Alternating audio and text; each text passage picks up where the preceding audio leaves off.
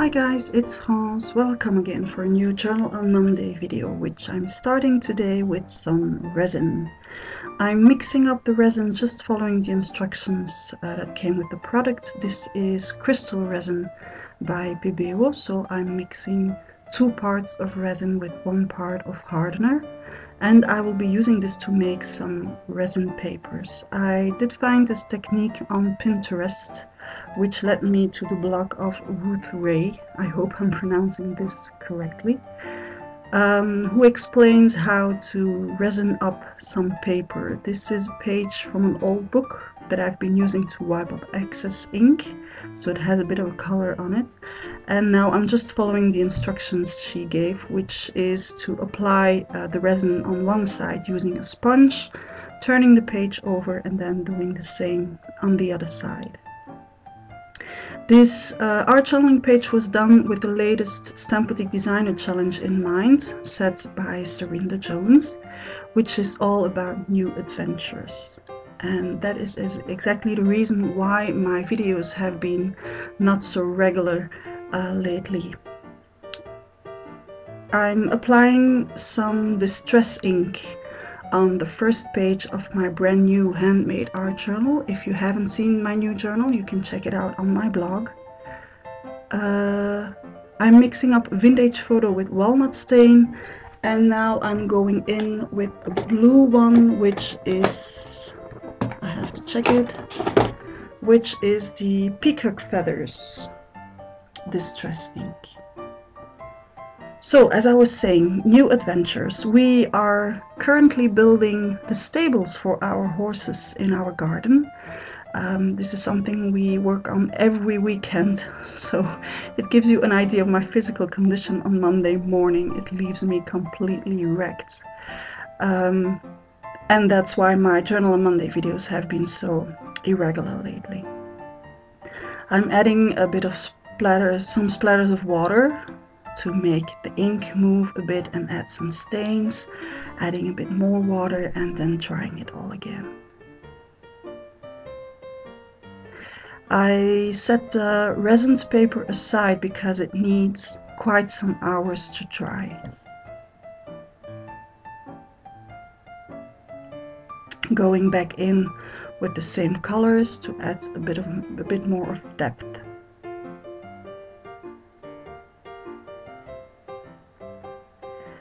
This is a color X that I diluted in a mini mister with some water, and I'm just using it to add some splatters. The interesting thing is that it has more, that the color is brighter than the distress, so it really stays on top of it. A couple of hours later, my paper is completely dry, and now I can use it for my background. I've just assembled some bits and pieces that I had laying around. These are some bits of rust that of metal that I've been rusting, sorry. Stamping my Stampedic Home Sweet Home stamp with Memento ink and then colorizing it using Copic markers.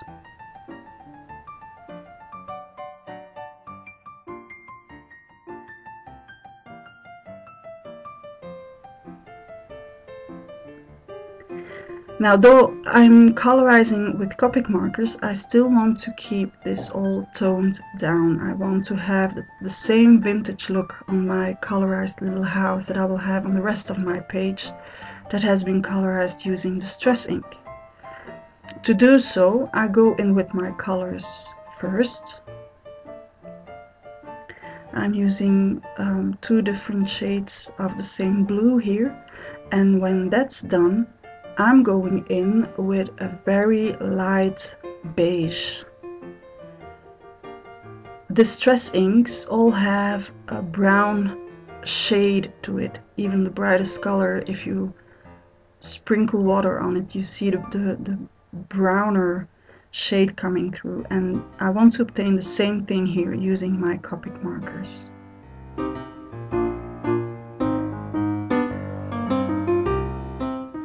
I wasn't sure what color I wanted the roof to be, so first I go in with some beige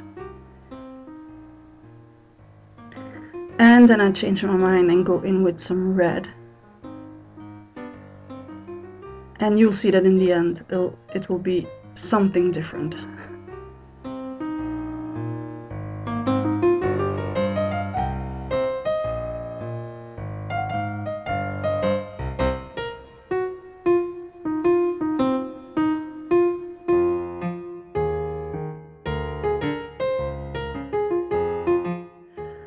The gauze was also something I had laying on my table. It's a leftover from the cover of my journal. And the trimmed ribbon underneath is from Dentelle Oxydée.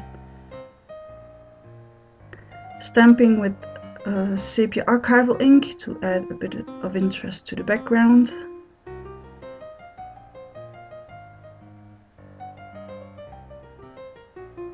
And then just scraping some gesso.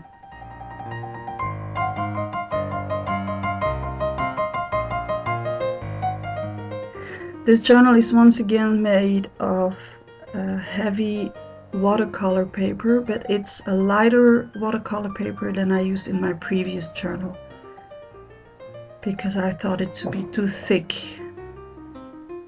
And I often get the question, do you gesso your pages before you start? It depends on what I want to do on my page. Here I wanted to play with distress ink. If I had applied gesso first, I would have been annoyed when applying my distress ink because distress ink and gesso don't work that well together.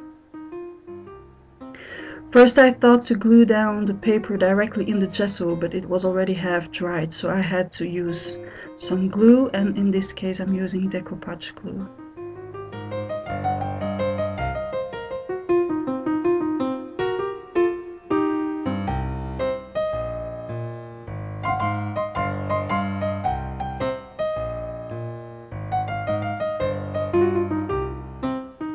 Once it's glued down, of course, I remember that I wanted to put some gauze underneath the paper. So same player plays again, lifting up the paper so that I can glue down my colorized gauze underneath. And then just gluing it back down again.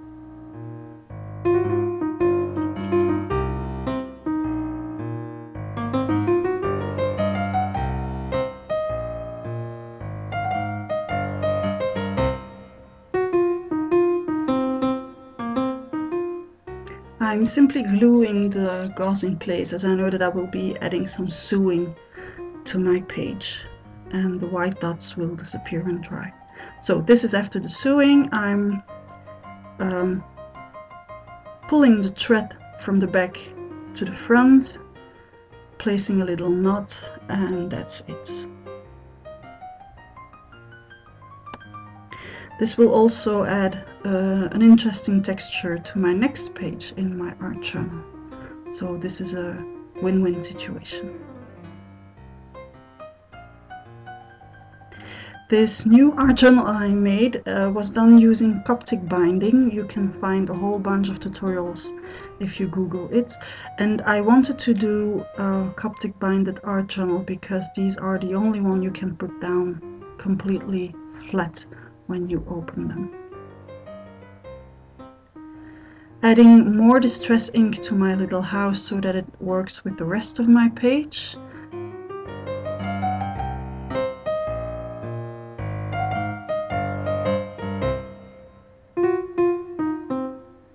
And then assembling everything on my page. Now looking back at the video, the house did work with the red roof. But you will see that I'll be changing it later on. My piece of ribbon is looking way too clean, so again, vintage photo and walnut stain distress ink, some water to make it look a bit older, vintage and dirtier. And it says Côté jardin, which means to the side of the garden. Literally, which I think perfectly fit the subject of my page, as it's talking about what's going on in our garden, our whole adventure to have the horses at home. And I'm using a leftover piece of my resined page as a place to stand for my house. I always tend to avoid having things floating on my page. It helps the eye focus if things are not just floating around on the page. At least for me, that's how I feel about it.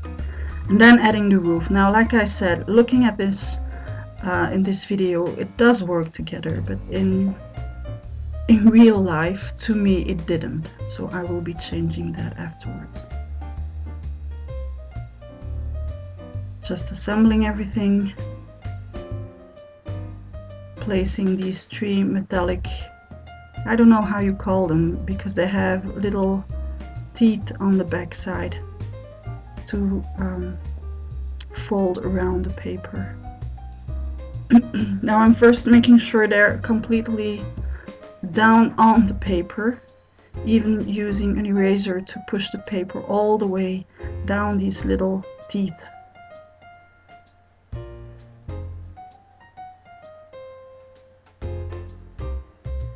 So these have been rusted using vinegar and salt, and it took me about 24 hours of in and out the vinegar and the salt to have them this way.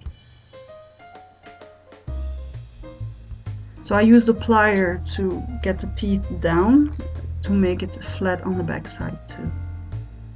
And then just adding 4 mini braids on my piece of ribbon.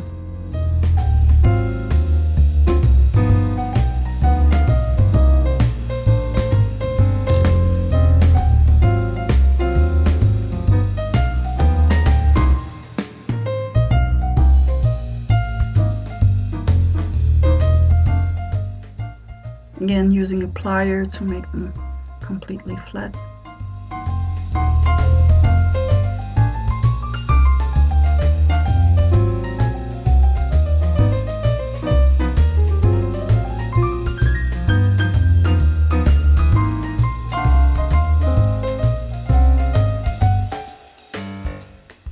I'm adding a bit of a shading using a charcoal pencil and blending it using a blending stump. And as I did go in a bit too heavily with my charcoal pencil, I'm using an eraser to soften it down. It won't erase everything, but it will soften it. Like I said, I didn't like the red roof of my house, so I'm stamping it all over again using Memento ink and colorizing it again using the same light beige colors I used for the rest of the windows and the door.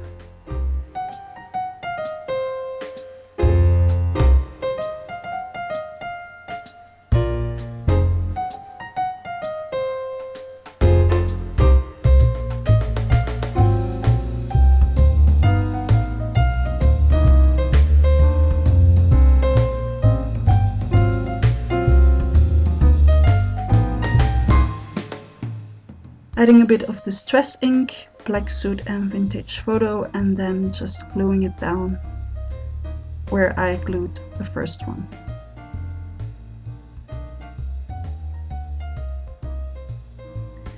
This is Glimmer Glaze by Tattered Angels. It's the icicle one.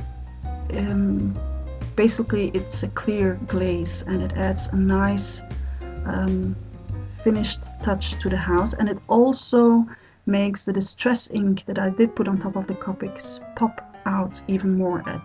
It is a wet medium and the Distress ink does react to it. I had this scrap piece of paper laying on my table. I went outside to burn it. Being quite clumsy when it comes to playing with fire, I have to do that stuff outside so that if anything goes wrong I just can drop the paper on the ground. Especially this kind of very thin paper.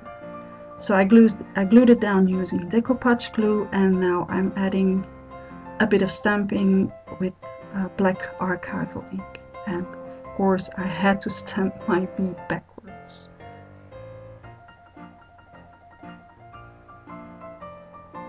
adding a date stamp. I was so focusing on not stamping it backwards that I did stamp it backwards. And then some black soot distress ink on the edges. I'm adding even more metal on top of the metal, and to do so I'm using matte accents, which I think it's absolutely brilliant because it glues as well as glossy accents does. It adds a dimension like glossy accents, but it doesn't add the gloss like glossy accents does. And when you're working on a vintage piece like this one, I think that's very, very interesting. Stamping a very mini tiny heart and colorizing it using Copic markers. And even if my drawing is only 3 millimeters large, I'm still using 4 different colors in my Copics, and then trimming it, and that's when you realize just how small my heart is.